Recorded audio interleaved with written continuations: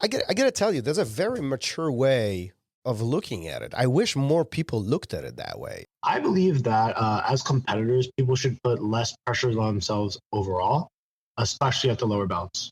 Well, I do understand, and let me just preface this by saying I've never won a major tournament in IBGF, so I also don't mean to disrespect or say anything which offends anyone, right? Especially with my last comment about saying like the other colored belts don't matter. That's not true, right? A world champion at a blue belt level is still very impressive. You still had many matches, and guys trained very hard to get that. So I'm not trying to take from that accomplishment by any means. And this is just how I framed it in my mind. Yeah. But I think that as a whole, competitors should put less pressure on themselves, especially in the colored belts, right? While we always want to win when we compete, I think the overall goal should be to get better, right? And if you put so much pressure on yourself, for instance, and you put this goal in your mind, like I want to be a world champion at the 2023 purple belt lightweight division, and you don't get that goal, some people may take that and use it as motivation to get better, and some people may be dissuaded and be like, "Oh, I feel like I failed."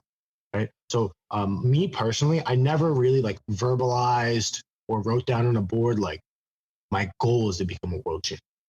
Right. While I fought the worlds, and when I was fighting the worlds, my goal was definitely to win. That wasn't like the big overarching goal because I didn't want to put something out there that I was maybe if I didn't get it, I feel like I failed.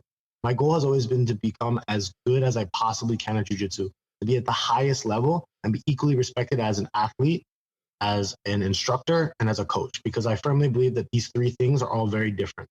And over the course of my years training with many high level individuals, I have experienced people who excel at one of them and not the other two, or two of them and not the other one. And this has always been very important for me.